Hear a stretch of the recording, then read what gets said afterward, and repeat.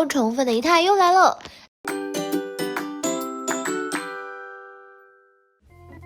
大瓜年年有，今年特别多。更绝的是，你永远不知道下一个大瓜会以怎样的形式出现。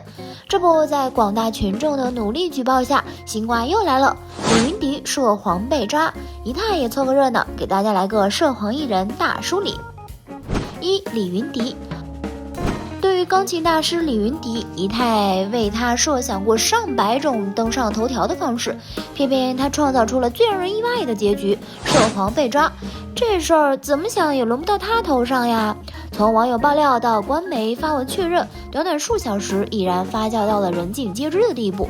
更离谱的是，有媒体报道，李云迪因为这事儿被抓还不是第一次，早在上半年就疑似因为同样的原因被抓了一次，只是没有流传开来而已。谁能想到，为了在镜头前保持身材而不吃不喝，几乎人人夸赞有涵养、手难得的钢琴王子，私底下竟然还是个惯犯呢？据最新消息，披荆斩棘的哥哥官微已经删光了他相关动态，后期也加班加点打码剪辑了相关视频。话说，哥哥的后期应该是年度最倒霉的打工人了吧？本来是哥哥们要披荆斩棘，结果到头来他们变成了荆棘本棘。后期小哥们变成了真正披荆斩棘的人，这反转来的不要太快。唉，小哥们还是抓紧时间剪片子吧，留给你们的时间已经不多了。说远了，说回李云迪，现在他社交平台上原来一长串身份认证也被更改，仅剩下国际钢琴家一个头衔。可以预见的是，此事过后，这个名号能否保住还是个未知数。包括其事业，按照劣迹艺人的标准，恐也将走到尽头。21年前的今天，18岁的李云迪获得第14届肖邦国际钢琴比赛冠军，赢得了全世界的注目礼。同时，作为肖邦赛73年来最年轻的冠军得主，也是首位获此奖项的中国人，李云迪绝对不会想到，21年后的今天，他会如此狼狈地倒在我们面前。话说回来，这鱼龙混杂的娱乐圈早已不止一次，也不止一个例子提醒了我们，那些人前君子、人后豺狼的艺人，终会有彻底翻车的这一天。不信，咱们接着看。2. 黄海波。如果说上一个像李云迪这样让人意外的例子，一定就是黄海波无疑了。2014年以前，黄海波被无数观众都看作是内地不可多得的优秀演员。他师从黄磊、李雪健，外形虽不突出，演技却是顶尖水准之上。无论是新上海滩中的丁力，或是永不磨灭的番号中的李大本事，黄海波的表演都可松可紧，张弛有度，尤其是感情真挚的哭戏。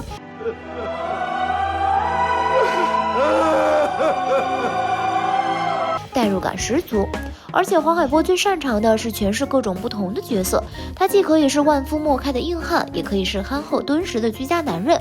一部媳妇儿的美好时代，一部咱们结婚吧，不仅让黄海波名气大涨，更让他夺得了国民老公的头衔。但这一切也仅仅止步于此。2014年5月15日夜晚，经朝阳群众举报，黄海波于北工大建国饭店被警方抓获，被判处15日行政拘留的处罚。随后，黄海波进入看守所，被收容教育6个月，至2014年11月30日才被正式释放。这些年来，不管是被动还是主动，黄海波几乎完全消失在了我们面前。无论是电视剧还是电影，娱乐圈的生活都不再与他有关。当然了，这事儿里面利益错综复杂，可能不像我们看到的那么简单。但无论如何，黄海波涉黄这个帽子是摘不掉了。2018年，消失了4年半时间的黄海波接受了某纸媒的专访，他透露已跟女友曲珊珊在美国结了婚，并生下了孩子。但黄海波也表示，现在才感觉到了生活的压力。有一次自己手头太紧，连8000元都迫不得已找了朋友帮忙垫付。近2年来，黄海波在尝试进入几个行业。2019年的大热剧《长安12时辰》，导演曹盾力排众议，把许鹤子这个比较重要的角色给了黄海波的妻子曲珊珊，甚至把黄海波也在里面演了一角。但最后播出时，戏份还是删了个干净，实在删不掉的也用 AI 换脸抹去，只有之前预告中一闪而过的镜头能证明黄海波曾经参演过。尝试演戏失败以后，他和好友开了一个表演培训班，主要是招收一些有表演经验或者想法的学生。亲自手把手传授表演经验。从曝光的照片来看，黄海波比起以前要明显苍老了许多，整个人的状态看起来也很一般。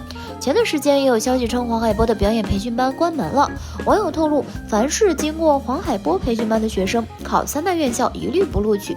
虽然不知这个消息的真假，但从逻辑上来说，被纳入劣迹艺人范畴的黄海波，在从事艺术相关行业时碰壁也是情理之中。3. 王全安。成长于知识分子家庭的王全安是真正意义上的鬼才导演。从1999年拍摄首部电影开始，王全安便是中国第6代导演的翘楚，更被誉为张艺谋的接班人。回顾王全安的作品，《月食》获得第22届莫斯科国际电影节国际评委大奖。《维亚的婚事》获得第57届柏林国际电影节最佳影片金熊奖，《还原》获得第60届柏林国际电影节最佳编剧银熊奖，以及入围第62届柏林国际电影节主竞赛单元的《摆渡员》。每一部作品都能让人感受到他艺术的造诣之高。当然了，王全安也是一位声名在外的风流导演，孔琳、蒋雯丽、于南等女星都是他的历任女友。特别是在2011年，王全安娶星女郎张雨绮为一妻，也生动地诠释了他隐藏在粗犷皮囊下的万般魅力。但王全安的传奇经历停留在2014年9月10日那天，经朝阳群众再次发力，王全安在酒店被北京警方当场抓获并拘留审查。出事后，张雨绮表态会坦白面对，共同承担。结果也确实是这样。王全安出狱后，有媒体拍到夫妇俩一同聚餐，但感情这件事儿又怎么能容忍得了背叛？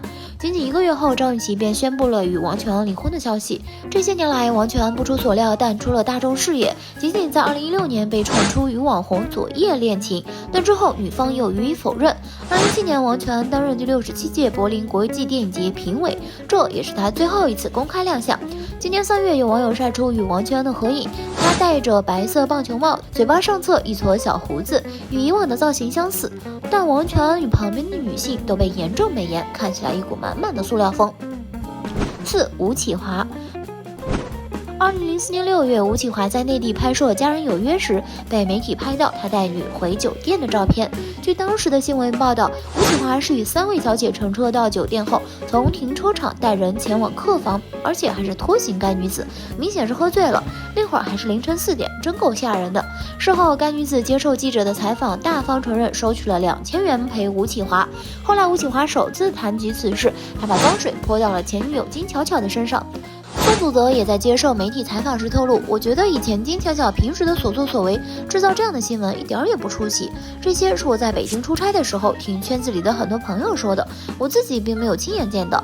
面对质疑声，金巧巧反击宋祖德，这个人简直有精神病。他非常严肃地回应，当初发生那件事的时候，我已和吴启华分手1年多，我们那时除了拍戏，其他时间没有过多接触，我对他的事情也不清楚，怎么说我炮制了他的事呢？